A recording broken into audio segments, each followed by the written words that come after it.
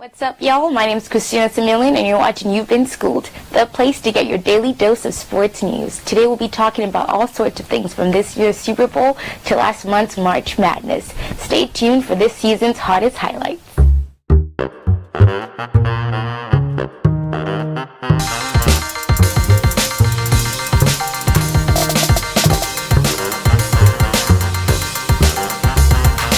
Good evening and welcome to You've Been Schooled. My name is Catherine Issa. And I'm Jacob Kramer. And we're here to talk about Super Bowl 52. So I have an opening question. What's going to be colder on Sunday? The temperature in Minnesota or the Patriots' first quarter offense? Oh boy. Good evening, my name's Jerry. And my name's Christina. And this is You've Been Schooled. So Christina, diehard Patriots fan over here, the Cheatriots. Jerry? The Patriots are either going to cheat their way to win or they're actually going to win the game. This season's been very clean. There's been no scandals this year. Just a good old-fashioned, 13-3 season. The Patriots can't play a boring Super Bowl. I think we've seen that. They have a flair for the dramatic, Now we have Tom Brady with the, these gloves and, stitches on his thumb. Probably someone's dog is going to die or something. I don't know. We're gonna get some fireworks. How do you expect this Sunday's showdown to play out? This epic showdown between the Eagles and Patriots. I think we both know how it's gonna win, how it's gonna happen. Sorry, I said win, but the Patriots they're gonna win. So that's what's gonna happen. So great game on Sunday. The Eagles were able to pull out a win I don't know, over Brian. the Patriots. The Patriots, they seemed unstoppable, but when it counted most, Tom Brady wasn't able to get it done. He had fumbled the ball. He couldn't hold on to it. Let's backtrack. Okay. Good evening, I'm Jerry Struble. And I'm Michael Joseph. And this is You've Been Schooled. So Michael, big game on Sunday. Eagles, came out on top over the Patriots in a very, very, very surprising win. What are your initial reactions? Well, I think, firstly, you got to chalk it up to coaching. I think Belichick straight up got out-coached.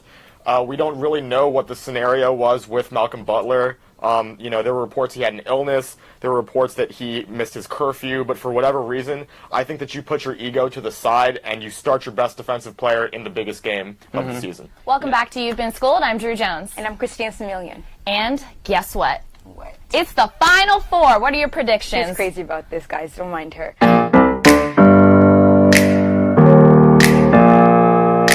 Open up the champagne, pop. It's my house, come on, turn it up. Hear a knock on the door and the night begins. Cause we've done this before, so you come on in. Make yourself at my home, tell me where you been. Pour yourself something cold, baby, cheers to this. Sometimes you gotta stay in, and you know where I live. Yeah, you know what we is. Sometimes you gotta stay in. Welcome to my house, baby, take control now. We can't even slow down. We don't have to go a while. Villanova's not going to win if they play like they did last game. 0 for 9, Bridges and Brunson from 3. 4 for 24 from 3. That's not going to succeed against a Kansas team featuring Malik Newman, 32 points. Made nearly every shot from the corner. He was automatic. He's the reason they beat Duke. We all know there's a Cinderella story, and to be quite honest, Loyola Chicago and Michigan are pretty even keel. Loyola's at 72%, or 72 points per game on average. Michigan one 70. has to win.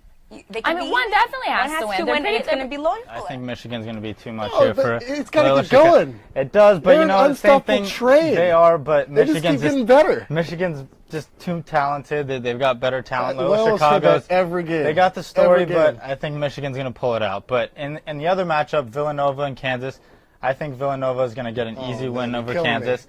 Kansas is not going to be able to hang with Villanova. They've shown. I thought they were overrated coming into the tournament. So. I mean, it could be. You know what? Sister Jean and God cannot always take over games. They have faith and they have skill. What more do you need? They got prayer. They have their own personal angel praying for them every single game. How can you beat that?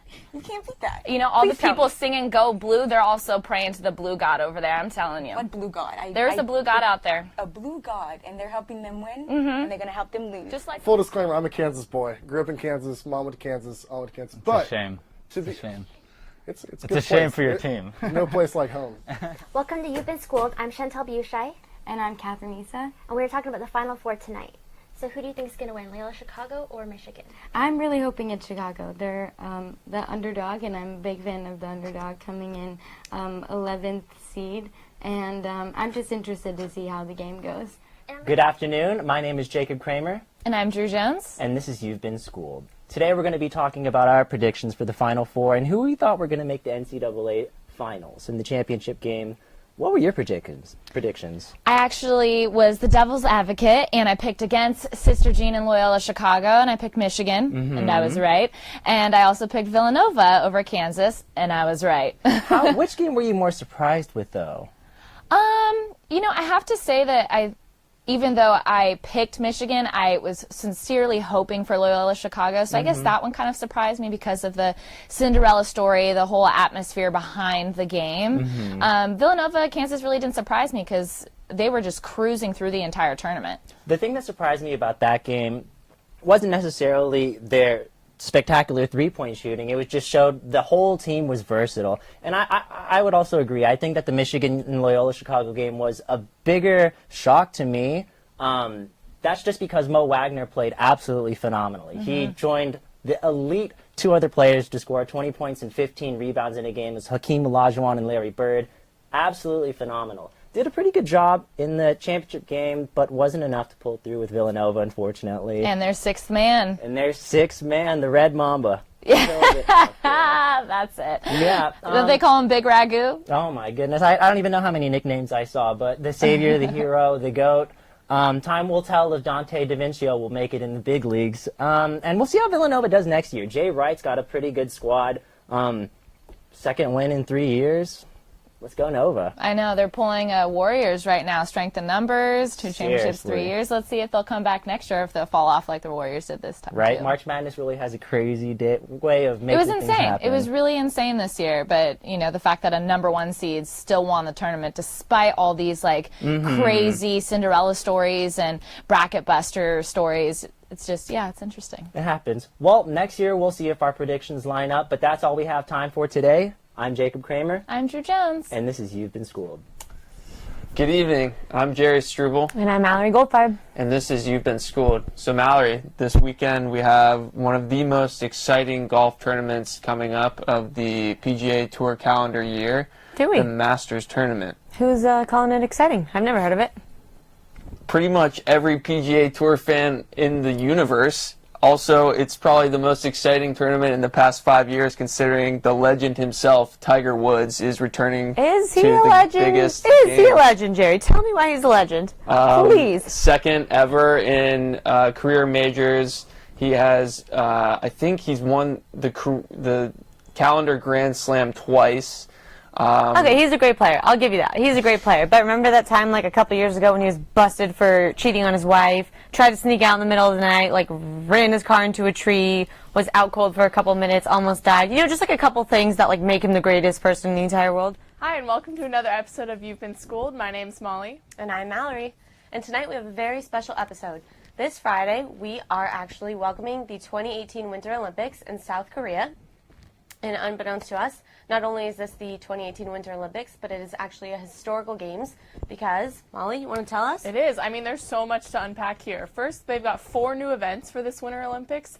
The one I'm most looking forward to, of course, is the mixed doubles curling. Curling is actually... Curling? I know. Curling is the most watched sport of the Winter Olympics, right behind hockey, but this year it's anticipated with the lack of the NHL within the hockey to be the most watched sport, and it's mixed doubles, so they're really changing it up. So double the curling, double the entertainment, right? Exactly. But speaking of the NHL, what are your thoughts about not the Team USA not allowing the NHL players? That's a good question. I think we have to hit that for a second. You know, the NHL, by not sending professional players, you have to admit it's going to hurt, obviously, our results, at the Olympics, yeah. But you have to understand why they did it. A lot of these players didn't want to sacrifice heading over to South Korea and risking injury and taking time away from the regular season.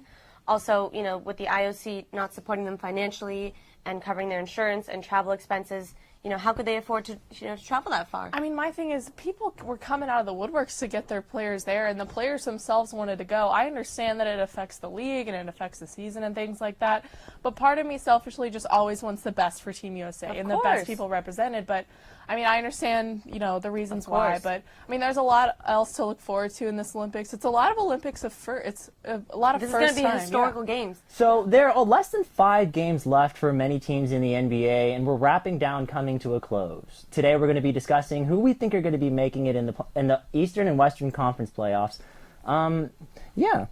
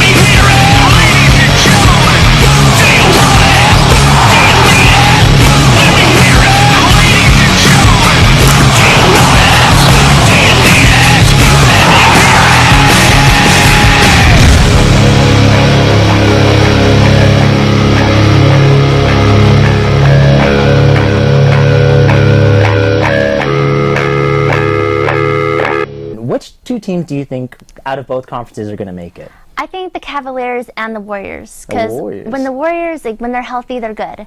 Yeah, you can't deny that. Curry, he always comes in clutch, and the Cavaliers, LeBron can take a team by himself. There's no okay. I agree with you. I think the Warriors are gonna put up a fight, but my team this year is the Rockets. I think they're gonna make it. They're obviously both 2 incredible teams, and I think they're gonna make it to the Western Conference Finals. But I think when it comes down to it, someone's going to get hurt on the Warriors, and I think James Harden is going to continue cooking. There's barbecue chicken for him all season. He's doing well. He's in his bag, that's for sure. Yeah. And so you think the Warriors and Cavs? Yeah, how about you on the East side? I would have to say Cavs as well. Cavs, I think LeBron James is a phenom. He turns into a monster during the playoffs. There's no questioning that. He's been averaging a triple-double since February. I mean, the guy's been in the league for 15 years, and he's still dunking on dudes' heads. So he's going to continue to do that in the playoffs. I think you're right. Well, only time will tell if both of those teams are going to make it. Hopefully the Rockets do, hopefully the Cavs do, and our predictions are right. But I think that's all the time we have for today. I'm Jacob Kramer. I'm Chantal Biushai. And it's You've Been Schooled.